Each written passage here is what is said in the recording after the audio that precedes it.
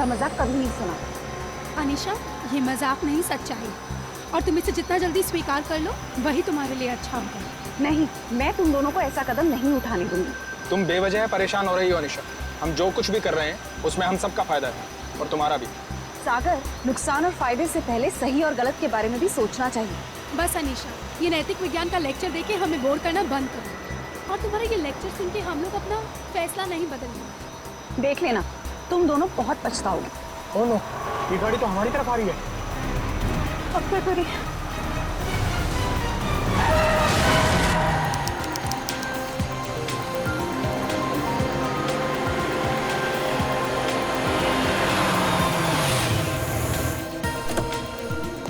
Hello sir. Hello.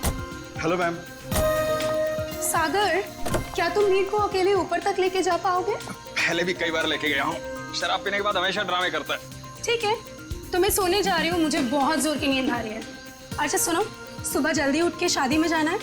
Okay, good night. Good night. सुबह जल्दी मिलते हैं। सुनो, जल्दी आना, हमेशा की तरह लेट मत करना। ओके। सर, आपकी कुछ मदद करें? एक व्हील चेयर ले आओ। व्हीलचेयर की क्या जरूरत है सर? हम दोनों इन्हें ऊपर ले जाते हैं। आपका कमरा नंबर 303 है ना? जितना बोला उतना करो ना। माफ करें सर, अभी लाए।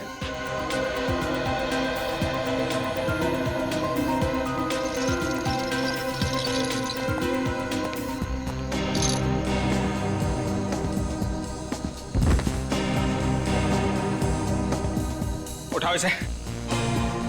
जब सहन नहीं होती तो पीता क्यों है? सर, खाने में कुछ लेंगे? एक सूप ले आओ। Okay sir. सर, इन्होंने सूप ऑर्डर किया। जब से ये लोग इस होटल में रहने आए हैं ना, ऐसा तीसरी बार हुआ है। पता नहीं इतनी शराब क्यों पीते हैं जब पचा ही नहीं सकते।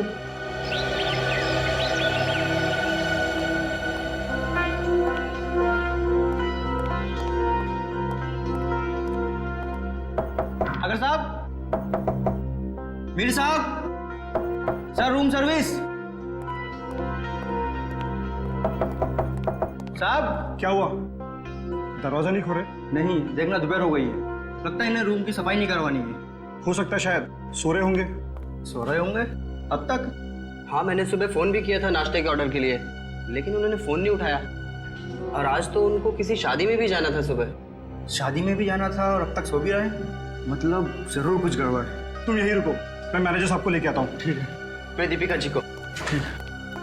साहब, साहब, साहब, दरवाजा खोलिए। देखिए मैडम, दोनों में से कोई भी दरवाजा नहीं खोल रहा है।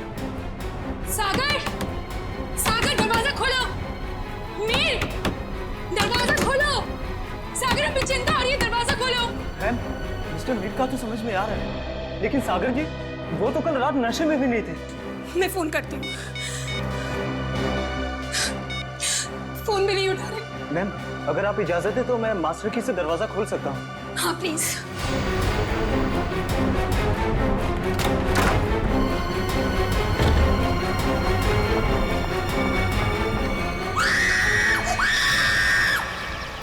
नील, तुम सोच भी नहीं सकते मैं इन छुट्टियों को लेकर कितनी उत्सुक हूँ। आखिरकार तुम्हारे ऑफिस वाले और मेरे ऑफिस वाले राजी हो ही गए और हमें एक हफ्ते की छुट्टी दे दी। भाई समझ में नहीं आता कि इंसान अगर दिन में 14 घंटे काम करेगा तो वही अपनी खूबसूरत बीवी के साथ वक्त कब बिताएगा? नहीं नील, तुम अपने आंखें सड़कता रखो। तुम जानते हो ना, तुम जब भी गाड़ी चलाते हो मुझे कितना डर लगता है। अरे तुम बेवजह घबरा रही हो। हाँ, अरे वो देखो, वो क्या है? वहाँ कोई लड़की जख्मी पड़ी है। देखो देखो। नील, हमें उसकी मदद करनी चाहिए। हाँ, सुनिए, सुनिए, आंखें खोलिए।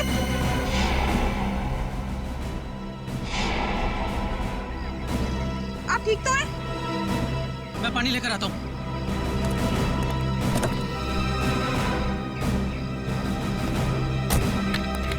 ये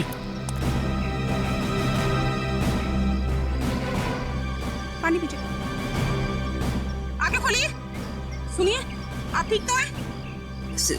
सीआईडी? नील, हमें इनको अस्पताल लेकर चलना चाहिए। हाँ, और मैं सीआईडी को भी खबर कर देता हूँ। हाँ ठीक है।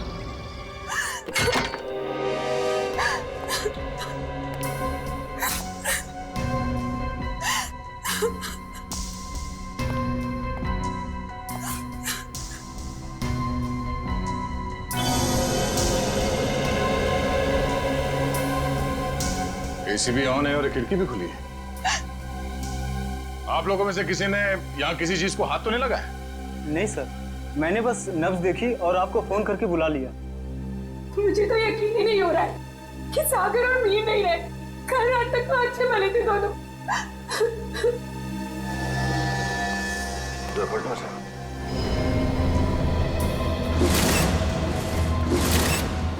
ये देखो फ्रेडी, मीर का खून गला घोट के किया गया है। हाँ सर, गले पे लाल निशान साफ साफ दिख रहा है। निशान देख के लगता है कि नायलॉन के रस्सी से गला घोटा गया इसका।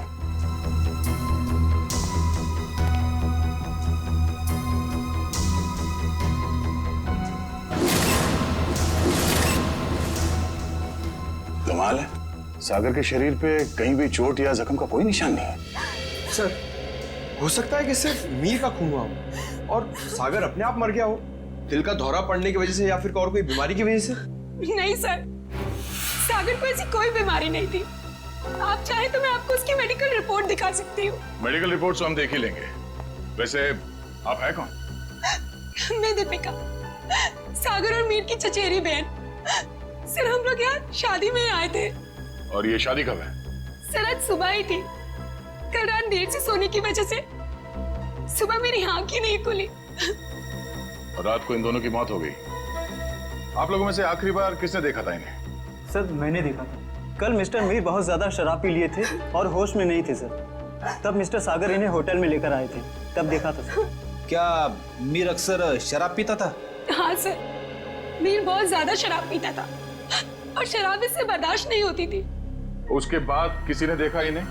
हो सकता है कोई कमरे में आया हो रूम सर्विस के लिए या किसी और काम के लिए। हाँ सर, मैं आया था रूम में सूप लेकर। उस वक्त मीर साहब बिस्तर पर लेटे हुए थे और सागर साहब टीवी देख रहे थे। उस वक्त टाइम क्या हुआ था? करीब 12:30 बजे। 12:30 बजे, मतलब उसके बाद इस कमरे का दरवाजा खुला नहीं है। आप लोगों ने आधे घंटे पहले दूसरी चाबी से दरवाजा खोला, राइट? जी सर। इसका मतलब है कोई और आया था यहाँ इस कमरे में, कोई तीसरा आदमी, शायद इस खिड़की से। ये नामुमकिन है सर। हमारे सिक्योरिटी गार्ड हर वक्त नीचे पहरा देते रहते हैं, तो कोई खिड़की से कैसे आ सकता है? कोई गेस्ट आया था इनसे मिलने के लिए? नहीं। कोई गेस्ट अंदर नहीं आया, कोई खिड़की से अंदर नहीं आया। इसका मतलब है खून होटल के स्टाफ में से किसी ने किया है, ठीक उसी तरीके से। और शायद वो इस दरवाजे से ही अंदर आया, दूसरे चाबी से ये कमरे का दरवाजा खोला गया। सर, ये आप क्या कह रहे हैं सर? भला हम अपने कस्टमर का खून क्यों करेंगे? शायद लूटने के इरादे से। रेडी पंकज, कमरे की अच्छी तरह से तलाशी लो। सर, रात को 2 बजे तक तो कॉरिडोर में मैं फोन पे बात कर रहा था। मैंने तो किसी को इनके कमरे में आते हुए नहीं देखा। आपका कमरा कौन सा है? सर, वो 304।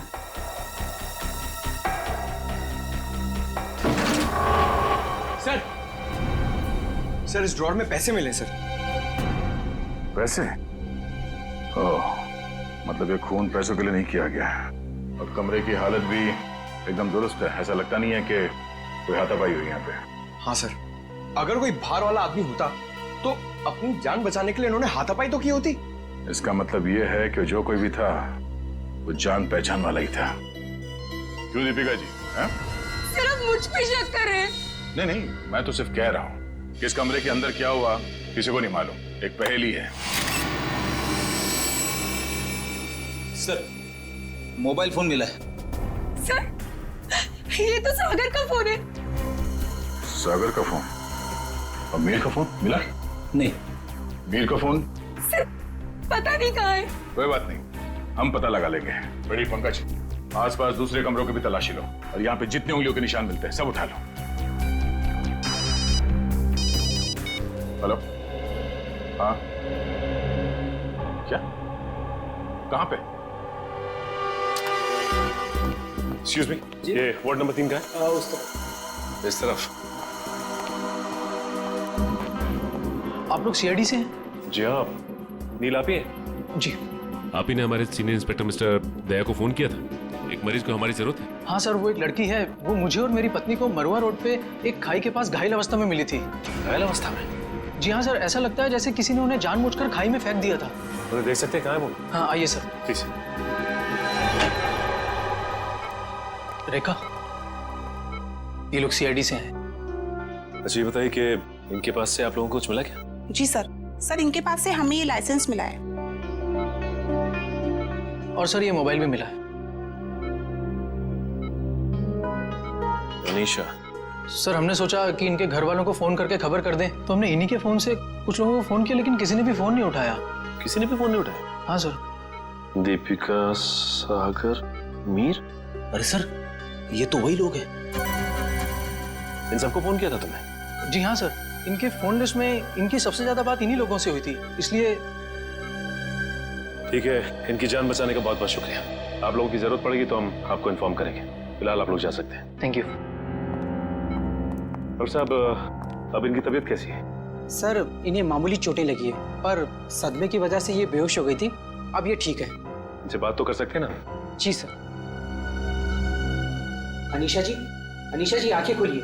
देखिए ये सीआईडी वाले आपसे कुछ बात करना चाहते हैं। देखिए अनीशा जी, आप घबराइए मत।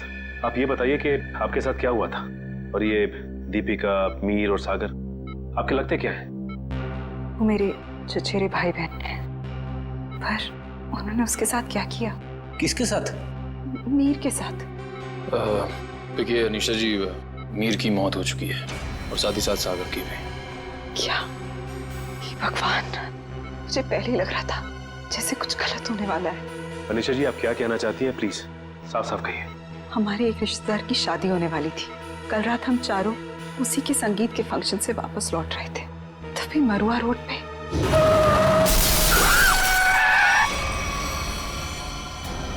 तुम दोनों ठीक तो हो ना? हाँ, हम ठीक हैं। घबराओ मत, ये हमारा ही प्लान था। क्या? चलो।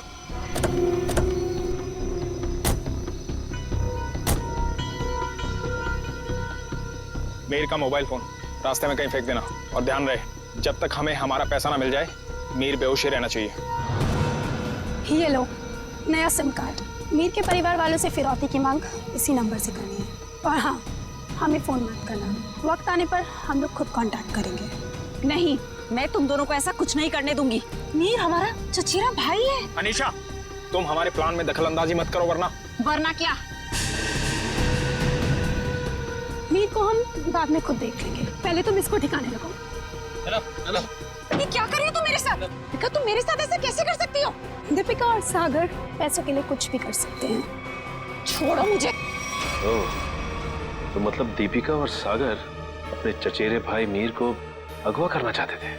हाँ सर, अगर ये बात मुझे पहले पता होती कि उनके दिमाग में ऐसी कोई खिचड़ी पक रही है तो मैं मीर को पहले ही सावधान कर देती। लेकिन मैं भी फंस गई बेवजह उनके प्लान में, और जब मैंने उनका साथ देने से इनकार कर दिया तो उन्होंने मुझे चलती गाड़ी से नीचे खाई में फेंक दिया। क्या जमाना आ गया है? रिश्तेदार एक दूसरे के साथ ऐसी घिनौनी हरकत कर सकते हैं?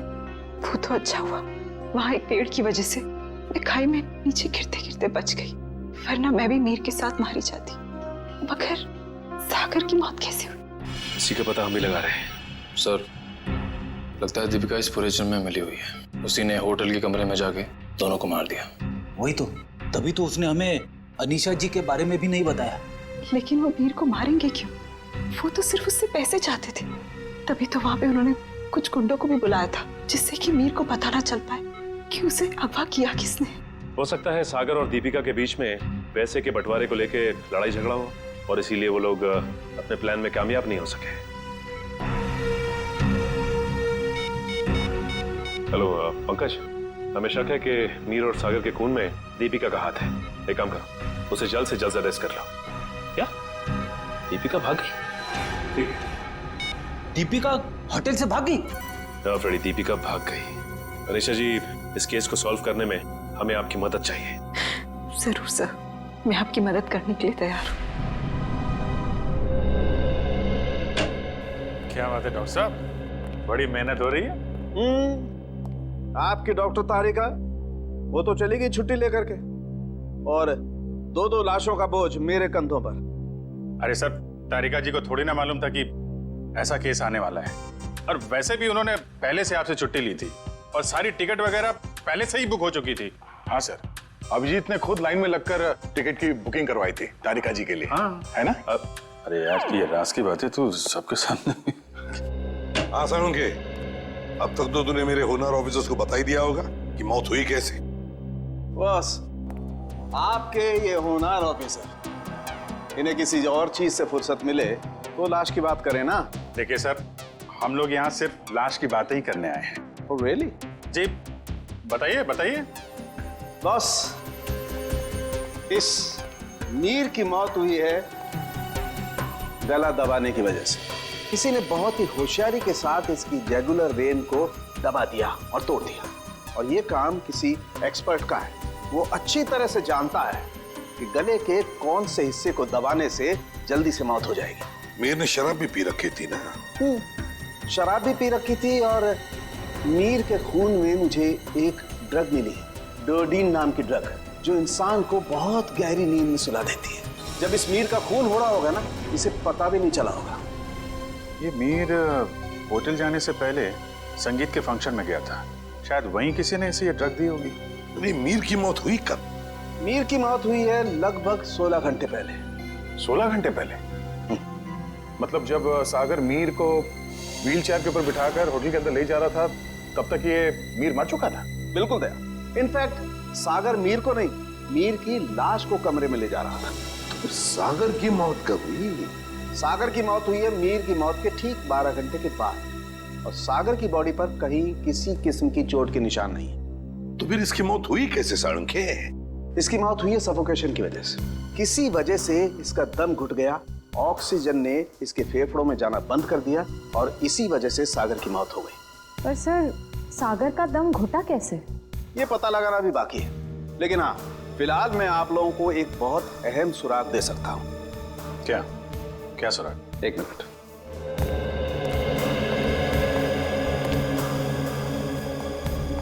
बस ये मीर के कपड़ों के रेशे, और इस पेट्री डिश में सागर के कपड़ों के रेशे। ये कैसे सुराग है डॉक्टर? मेरी तो कुछ समझ में नहीं आ रहा है। बेटा, पहले बड़ों की बात अच्छी तरह से सुन लेनी चाहिए, फिर समझ में आएगा। हाँ, बस मीर के कपड़ों के रेशे मुझे सागर के कपड़ों के पीछे के हिस्से पर मिले, और सागर के कपड़े के रेशे मुझे मीर के कपड़े के आगे के हिस्से पर मिले। क्या क्या क्या क्या? मीर की शर्ट के रेशे सागर की शर्ट की पीठ की तरफ, और सागर की शर्ट के रेशे मीर की शर्ट पे आगे की तरफ। आप हमें सुराग दे रहे हैं या हमारी उलझनों को और बड़ा कर रहे हैं? अभिजीत, हर बंद ताले को खुलने के बाद एक नए सुराग का दरवाजा खुलता है। फिलहाल इस ताले की चाबी ढूंढनी है। ये पता लगाना है कि इन दोनों के कपड़ों के रेशे एक दूसरे के कपड़ों पर आए तो आए कैसे। पता लगा लेंगे साळुंखे। जब तूने इतना सब पता लगा लिया है तो फिर इसके आगे का हम पता लगा ही लेंगे। सर, उस दीपिका का कुछ पता नहीं चल रहा है सर। वो ना तो अपने घर गई, ना कोई सहेली के पास, और तो और सर, उसने अपना फोन होटल के बाहर ही कहीं फेंक दिया ताकि हम लोग उसका पीछा ना कर सके। इसका एक ही मतलब हो सकता है कि दीपिका का कोई ना कोई संबंध जरूर है मीर के खून के साथ, इसीलिए तो वो गायब हो गई। सर, अगर ऐसी बात है तो दीपिका को पहले ही गायब हो जाना चाहिए था। वो हमसे मिली क्यों? शायद उसे ये पता नहीं था कि सागर की भी मौत हो जाएगी, और जैसे सागर की मौत होगी सारी बाजी पलट गई। और फिर अनीशा ने भी तो ये कहा था ना। हाँ सर, अनीशा को भी मालूम नहीं है दीपिका कहाँ जा सकती है, और मीर को संगीत समारोह में ड्रग किसने दिया ये भी वो नहीं जानती। सो लगता है सागर और दीपिका के मिली भगत में ये बेचारी अनीशा बेवजह फंस गई है। सर, हाँ सर, सागर के फोन रिकॉर्ड्स मिल गए, लेकिन रिकॉर्ड्स में एक बहुत अजीब बात है। क्या? सर, यही कि कल रात से लेकर आज सुबह 6 बजे तक सागर को मीर के नंबर से कॉल्स आए। मीर? ये कैसे हो सकता है सर? मीर तो मर चुका है, फिर उसका नंबर कौन यूज कर रहा है? सीधी बात है, अगर मीर मर चुका है तो फिर उसका फोन कौन इस्तेमाल कर सकता है? वो खून ही इस्तेमाल कर सकता है ना सागर को फोन करने के लिए। तभी मीर का फोन मिला नहीं हमें होटल के कमरे में से। शायद ये फोन दीपिका के पास ही है सर। ये देखो, सागर की मौत के कुछ ही मिनट पहले उसे एक अनजान नंबर से फोन आया था। अनजान नंबर से। अनजान नंबर? सर, फिर तो सागर की मौत का और इस अनजान नंबर वाले का कुछ ना कुछ संबंध तो है। पता लगाना पड़ेगा इन दोनों फोन्स के बारे में, मीर का फोन नंबर और फिर इस अनजान नंबर के बारे में।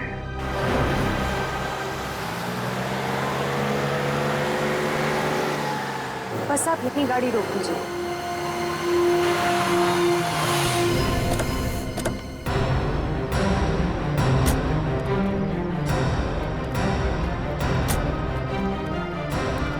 हाँ निशा, क्या ये वही जगह है? हाँ सर, ये वही जगह है जहाँ गुंडों ने हमारी गाड़ी रोकी थी और फिर मुझे दूसरी गाड़ी में डाल दिया खाई में फेंकने के लिए। और दीपिका और सागर उस दिशा में चले गए थे। दीपिका और सागर उस दिशा में चले गए? जी सर। लेकिन एक बात बताओ निशा, तुम्हें पूरा यकीन है कि ये वही जगह है, वही सड़क है? रात का समय था, हो सकता है तुम कुछ भूल कर रही हो। नहीं सर, मुझे पूरा यकीन है ये वही जगह है। जब गुंडे हमारी गाड़ी के आगे आए थे तो हमारी गाड़ी वो पेड़ से टकराई थी। उस पेड़ से? जी सर।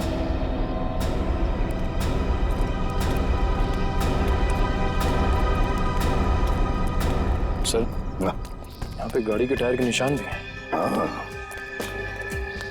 जैसे ब्रेक लगा है। और सर, हाँ, यहाँ पे दूसरी गाड़ी भी थी, चलिए उसके टायर के भी निशान है यहाँ पे। हाँ, है तो सही, दूसरी गाड़ी के ही निशान है।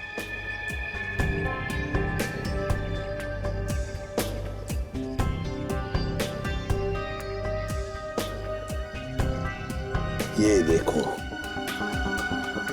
कांच के टुकड़े, कांच के टुकड़े। सर शायद मीर और दीपिका की गाड़ी के होंगे। हाँ, हो सकता है। लेकिन सर, उनकी गाड़ी जब होटल में आई थी तो सही सलामत थी।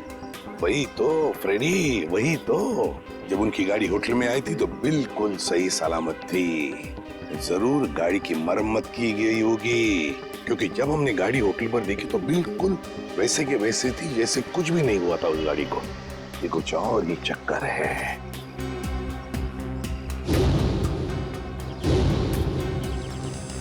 गोली? निखिल, फोर्सेप देना। सो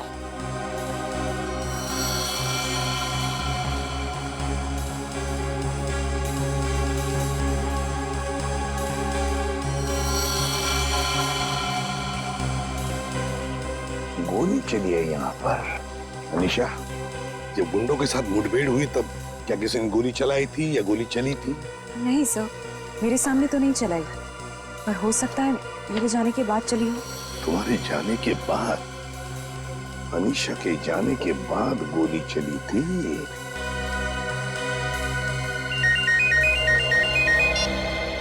आद्या, अच्छा, सागर को मिहिर के फोन से जो फोन आया था वो कहां से आया था उसका पता चल गया है? हम जहां पर खड़े वहां से 15 किलोमीटर दूरी पर है, कोई ढाबा है। एक काम करो, डिटेल लोकेशन का एमएमएस भेज देना या एसएमएस भेज देना, ठीक है? Great work. सिस्टर, आप अनीशा को हॉस्पिटल ले जाना। निखिल, फोन करके दूसरी गाड़ी का इंतजाम करो। ढाबा।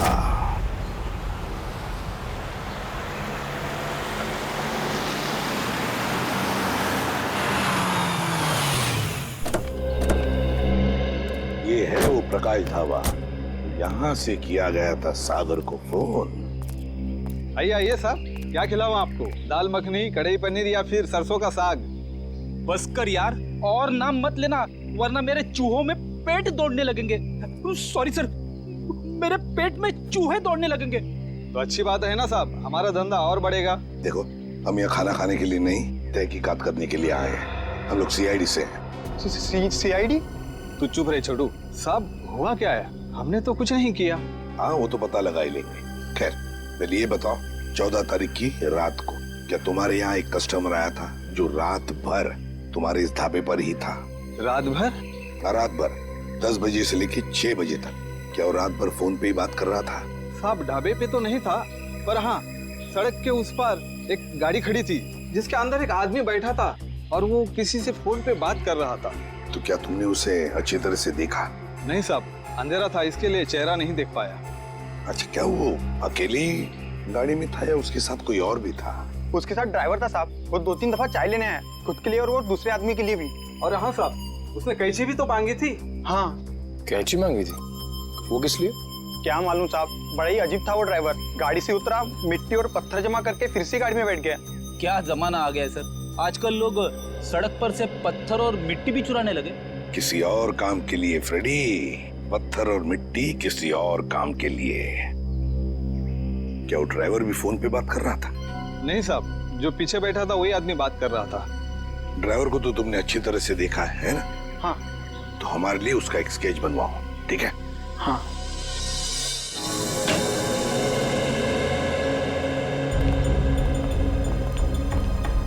ये है वो उलझी हुई पहली डॉट साहब।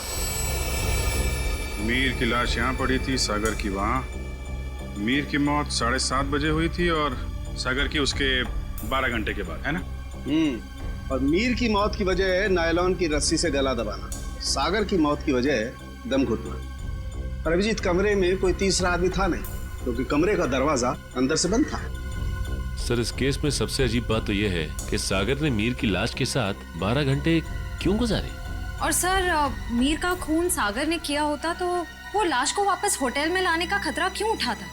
अक्सर खूनी खून करने के बाद लाश को किसी सुनसान जगह फेंक देता है। तुम दोनों के सवालों का जवाब इस चलते हुए एसी और इस खुली हुई खिड़की के बीच छुपा हुआ है, जो दया को क्राइम सीन पे दिखाता है। सर, ये भी तो हो सकता है कि सागर का दम घुट रहा हो और उसने खिड़की खोल दी हो ताकि खुली हवा में सांस ले सके। नहीं सचिन, बात इतनी आसान नहीं है। मैंने बताया था ना आप लोगों को कि मुझे मीर की कमीज पर सागर की शर्ट के रेशे और सागर की शर्ट पर मीर की कमीज के रेशे मिले।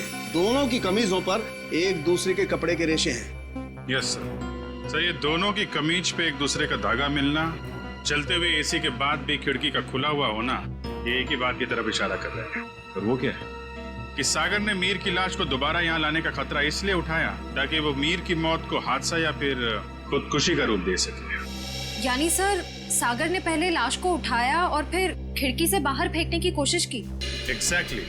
उसने सोचा होगा कि सबसे कह दूंगा कि शराब के नशे में मीर खिड़की के नीचे गिर गया, लेकिन इसके पहले कि वो अपने प्लान में कामयाब हो पाता, उसकी मौत हो। हाँ सर, ये गुत्थी आधी तो सुलझ गई, लेकिन एक बात समझ में नहीं आई कि इस कमरे में सागर और मीर के अलावा कोई भी नहीं था, तो फिर सागर की मौत अचानक कैसे हो गई? सचिन, उसकी मौत का राज उस अनजान फोन कॉल में छुपा हुआ है, जो उसे सुबह सुबह आया था। हाँ पंकज, अनजान कॉल का पता चल चुका है कहाँ से की गई थी? Very good. कौन सी जगह? Jhula tower. Okay okay okay okay, thank you very much Pankaj, thank you. जी, झूला टावर तो वो रही बिल्कुल सामने, जो अभी तक पूरी बनी भी नहीं है। या डॉक्टर साहब, सर आप यहाँ देखिए, तब तक हम लोग झूला टावर का चक्कर मार के आते हैं, देखते हैं वहां पे क्या हुआ था।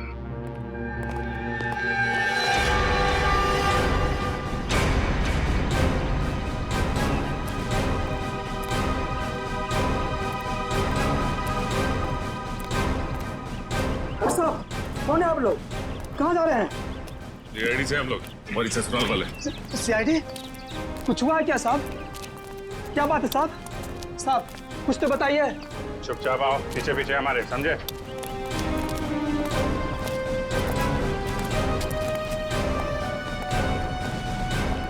ये देखो, यहाँ से कमरा नंबर 303 बिल्कुल साफ साफ दिख रहा है। जरूर उस आदमी ने सागर को यहीं से फोन किया होगा। परसों रात तुम ही ड्यूटी पे थे यहाँ पे? हाँ साहब, मैं तो हर रात यहाँ ड्यूटी पर ही रहता हूँ। तो जरा ठीक से याद करके बताओ, परसों रात यहाँ पे कोई अजनबी आया था इस बिल्डिंग में? साहब, कुछ कॉलेज के बच्चे थे, कह रहे थे किसी पिक्चर की शूटिंग करनी है। पिक्चर की शूटिंग? कौन सी पिक्चर, क्या बताया उन लोगों ने? उन्होंने कहा तो छोटी सी पिक्चर की शूटिंग करनी है कॉलेज के एग्जाम के लिए। उन्होंने मुझे 15,000 रुपये दिए और तुमने उन्हें अनुमति दे दी यहाँ शूट करने की? जी, मुझे लगा मेरी और मेरे बच्चों की मदद भी हो जाएगी। और खूनी की भी। खूनी? हाँ खूनी। तुम ही बताओ, उन लोगों का नाम नंबर कुछ है तुम्हारे पास?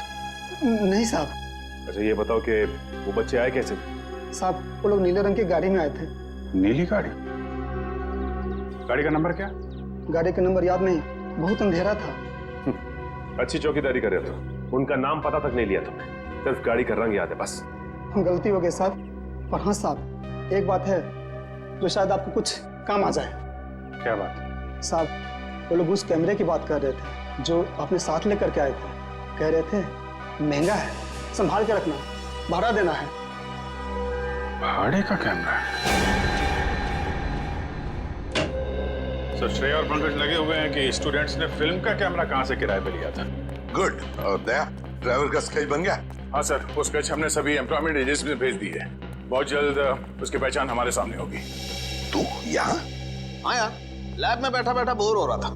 मैंने सोचा आप लोगों के साथ ब्यूरो में चल के चाय पी लेता हूँ। अरे चाय तो हम आपको जरूर पिलाएंगे डॉक्टर साहब, लेकिन ऐसा कौन सा सबूत हाथ लग गया है जो आप भागे भागे यहाँ चले आए? सुराग हाथ में तो नहीं लगाया अभिजीत, लेकिन लगने वाला है। ये देखो, ये चार्ट देख रहे हो? ये तो कोई कैलकुलेशन चार्ट लगता है। किस चीज का चार्ट है ये? बॉस, ये मीर और सागर की मौत का कैलकुलेशन चार्ट है। अगर मेरी कैलकुलेशन सही निकल गई ना, तो इस सागर के दम घुटने का राज यूं पता चल जाएगा, यूं। सर आइए। सर, ये मिस्टर सोहन है। उन कॉलेज स्टूडेंट्स को कैमरा किराए पे इन्होंने ही दिया था। कौन से कॉलेज के स्टूडेंट्स थे वो? Sir, QR institute of medical science and research centre. ये मेडिकल कॉलेज के बच्चों को फिल्म मेकिंग में कहाँ से इंटरेस्ट होने लगा? कितने लोग आए थे? सर, 4 स्टूडेंट्स थे। 4 लोग? तो उनमें से किसी ने तो अपना नाम बताया होगा। हाँ सर, एक लड़के ने अपना नाम और नंबर दिया था। क्या नाम है उसका? सुनील। सर, नंबर बंद आ रहा है उसका। रास्ते भर ट्राई कर रहा था मैं। जरूर इस मेडिकल स्टूडेंट में से कोई है जो इन दोनों पर नजर रख रहा था, मीर और सागर पर। हाँ सर, और सुबह जिस प्राइवेट नंबर से सागर को फोन आया था, वो भी इनमें से किसी ने किया होगा। बस इस मेडिकल कॉलेज में जाकर इन स्टूडेंट्स से मिलो, जरूर कोई ना कोई सुराग तो मिलेगा ही मिलेगा। हेलो, ड्राइवर का पता चल गया? कहाँ रहता है वो?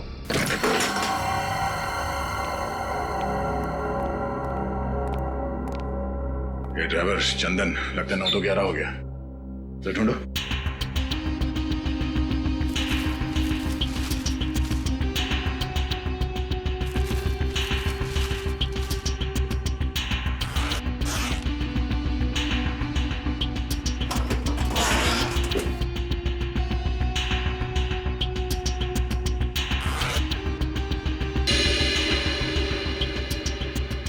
पंकज, पैसों का बैग तो यहीं पे है।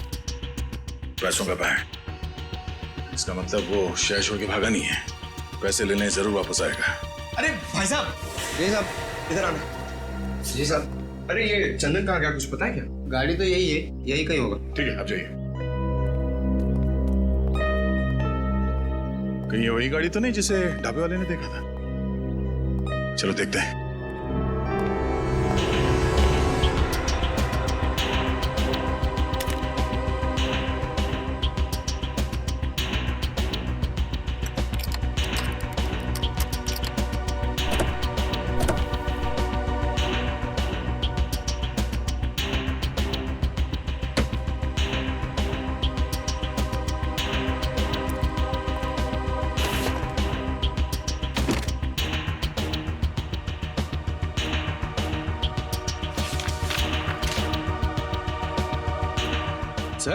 सर, ये गाड़ी दीपिका की है। ये देखिए पेपर। दीपिका की गाड़ी? और ये देखो, पत्थर पे सूखा हुआ खून। शायद ये वही कंकड़ पत्थर है जिन्हें ड्राइवर ढाबे के पास इकट्ठा कर रहा था।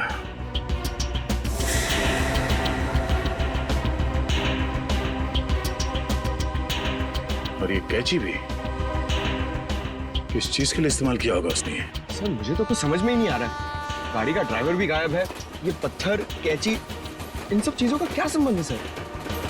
पंकज, वो भी पता चल जाएगा कि जो कोई भी इस गाड़ी के पिछले सीट में बैठा था, वही पूरी रात मीर के फोन के जरिए सागर से बात कर रहा था। और अब ये सूखा हुआ खून बहुत जल्द हमें उसकी असली पहचान बता देगा। करण, तू 2 दिन से क्लास क्यों नहीं आ रहा? प्रोफेसर अमन बहुत नाराज हो रहे थे। क्या करूं यार, बुखार उतर ही नहीं रहा। लगता है मुझे फ्लू हो गया। बुखार?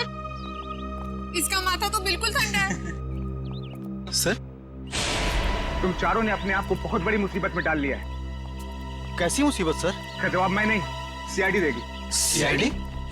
बिरजू, आप सब लोग यहाँ? बहुत बड़ी भूल हुई जो तुम लोग को शूटिंग करने दी। सीआईडी के चक्कर में फंस गया मैं। लेकिन सीआईडी क्यों? शूटिंग करना कोई गैर कानूनी काम थोड़ी है। शूटिंग करना गैर कानूनी नहीं है, लेकिन खूनी की मदद करना गैर कानूनी है और इसके लिए तुम सबको जेल हो सकती है, समझे? सर, खून? हमने किसी खूनी की मदद नहीं की सर। जिस वक्त तुम लोग बिल्डिंग में शूटिंग कर रहे थे, उसी वक्त बिल्डिंग के सामने वाले होटल रॉयल मून में एक जुर्म को अंजाम दिया जा रहा था और इस काम में तुम में से किसी ने खूनी की मदद की है। नहीं सर, हम ऐसा क्यों करेंगे? हम स्टूडेंट्स हैं, हम डॉक्टरी की पढ़ाई कर रहे हैं और ऐसा कुछ करके हम हमारा भविष्य अंधकार में क्यों डालेंगे? इसका पता तो अभी चल जाएगा। अच्छा ये बताओ कि जिस वक्त शूटिंग चल रही थी, तुम में से कोई कुछ वक्त के लिए बाहर गया था क्या? हाँ सर, करण गया था ऊपर वाले फ्लोर पे अपने डायलॉग याद करने के लिए।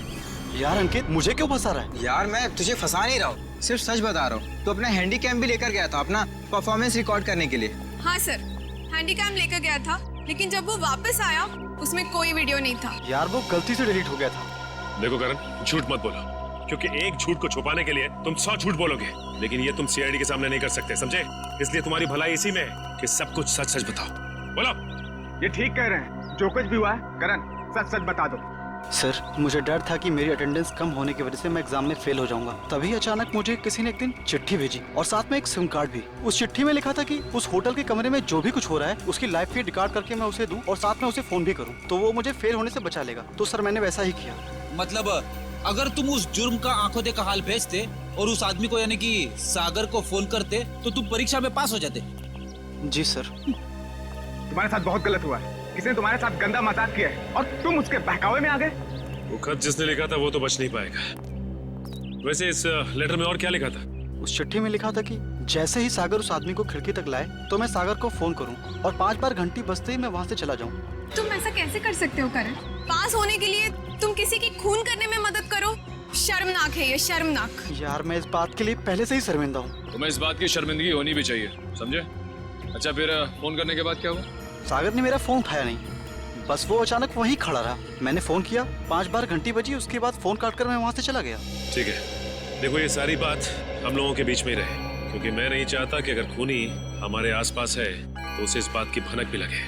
मैं समझ सकता हूँ सर। और करण तुम्हें हमारे साथ चलना होगा होटल रॉयल मून में, जहाँ क्राइम हुआ है। करण, अब बताओ, सागर और मीर एग्जैक्टली कहाँ पे खड़े हुए थे? यहाँ पर सर।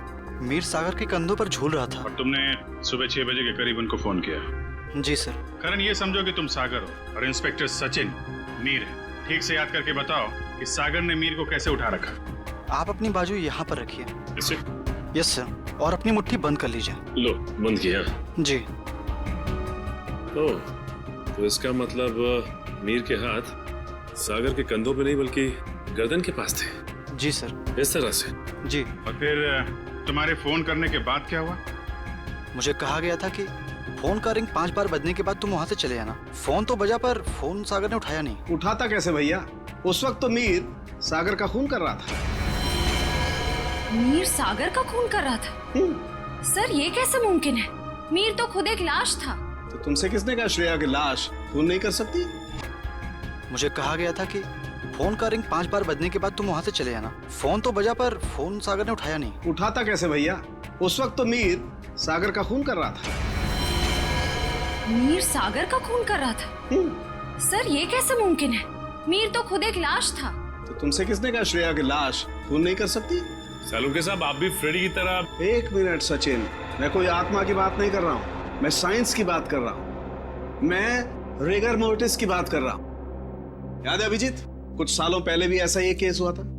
तुम पूछना अपने एसीपी साहब से। उस केस में एक लाश ने एक आदमी को गोली मारी थी।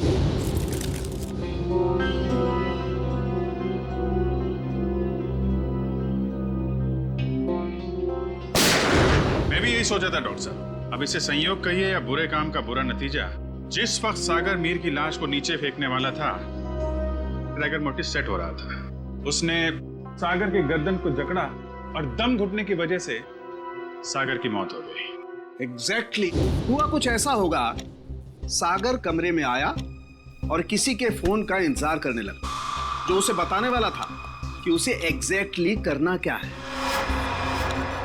फोन आने के बाद सागर ने मीर को बिस्तर से उठाया और उसे खिड़की की तरफ लेके गया ताकि मीर को हत्या या आत्महत्या बनाया जा सके। लेकिन एक बात है अभिजीत, मुझे नहीं लगता है कि ये कोई संयोग था या कोई बुरे काम का बुरा नतीजा था, बल्कि मुझे लगता है सागर को फोन ठीक उसी वक्त जानबूझकर किया गया जब मीर के हाथों में राइगर मोर्टिस सेट हो रहा हो और मीर का हाथ सागर की गर्दन दबा सके। आपकी बात में दम है सारों के सर, वरना सागर के पास तो पूरी रात थी इस जुर्म को अंजाम देने के लिए। उसने सुबह तक इंतजार किया ही क्यों? क्योंकि वो चाहता था कि मीर के साथ साथ सागर का भी टिकट कट जाए और उस तक पहुंचने के सारे रास्ते बंद हो जाएं, कानून उस तक पहुंच ही ना पाए। मगर सालुंके साहब, खूनी ना तो यहाँ पे था और ना ही खूनी उस बिल्डिंग में था, तो फिर खूनी को ये कैसे पता चला कि मीर का शरीर कब पकड़ने वाला है और सागर उसे कब उठाने वाला है? करण के फोन के जरिए। मगर सर, सागर ने मेरा फोन तो उठाया ही नहीं। 5 बार रिंग बजी और मैं वहां से भाग गया। मैं भी बताता हूँ। श्रेया, जरा सागर के फोन पे कॉल करना। सर।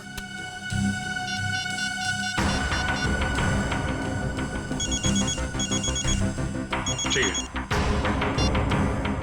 सचिन, अब जरा तुम कॉल करना।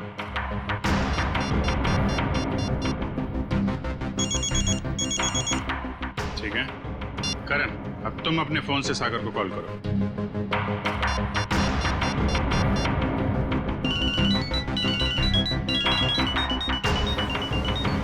ये क्या सर, मेरे फोन करने पर अलग तरह की रिंग बजी? जी हाँ, बिल्कुल अलग तरीके की रिंग। एक ऐसी रिंग जिसने सागर को सम्मोहित कर दिया, हिप्नोटाइज। तभी तो वो तुम्हारा फोन नहीं उठा पाया। सर, इतनी बड़ी साजिश? बिल्कुल श्रेया, ये मुजरिम कोई साधारण आदमी नहीं है, ये कोई एक्सपर्ट है, एक्सपर्ट जिसे रिगर मोर्टिस की बहुत अच्छी जानकारी है और लोगों को सम्मोहित करने की भी। ये कहीं करण के कॉलेज का कोई प्रोफेसर तो नहीं, कोई एक्सपर्ट? आज सारे स्टूडेंट्स सही समय पर आ गए। Very good. सर, क्या आप आज हमें पूरी प्रक्रिया दिखाने वाले हैं? जी, भविष्य में जो भी फॉरेंसिक डॉक्टर बनना चाहते हैं उनके लिए आज की क्लास बहुत ही महत्वपूर्ण है। लगता है मैडम आ गई। ऑफिसर्स, आप लोग यहाँ? जी हाँ, हमने सोचा कि क्यों ना हम लोग भी फॉरेंसिक साइंस की ABCD सीख लें। हाँ, शायद किसी को इम्प्रेस करने के काम आ जाए। हैं? क्यों अभी जी? वैसे प्रोफेसर रमन, आज बच्चों को क्या पढ़ाया जा रहा है? सर, आज रिगर मोर्टिस की क्लास है। ओह, रिगर मोर्टिस। जी सर। यानी लाश की अकड़न के विभिन्न स्तर विद्यार्थियों को सिखाए जाएंगे, हैं? जी सर, इसलिए हमने खास तौर पर इस विषय के विशेषज्ञ को बुलाया है। अच्छा, कौन है ये विशेषज्ञ, ये एक्सपर्ट? जरा हमारी भी मुलाकात करवा दीजिए इनसे।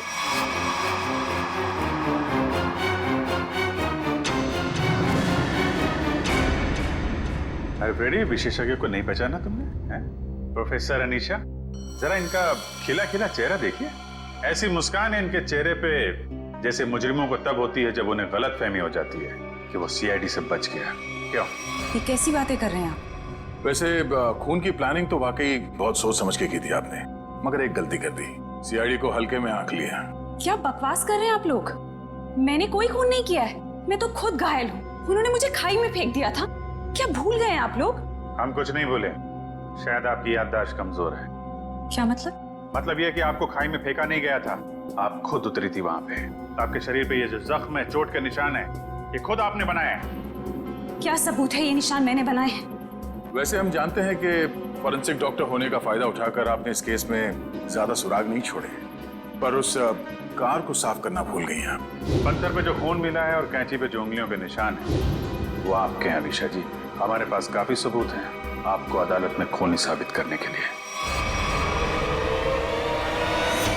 बाहर जाने के सभी दरवाजे बंद हो चुके हैं अनीशा जी, अब सिर्फ जेल का दरवाजा आपका इंतजार कर रहा है।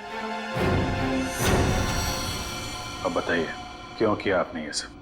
दीपिका और सागर ने प्लान बनाया था, मीर को किडनैप कर लेंगे और बदले में उसके ट्रस्ट से ढेर सारा पैसा मांगेंगे। उन्हें नहीं पता था कि मुझे उनके प्लान के बारे में सब कुछ पता लग गया है और बदले में उनके खिलाफ में एक और प्लान बना रही थी जो उनके प्लान से कई ज्यादा खतरनाक था।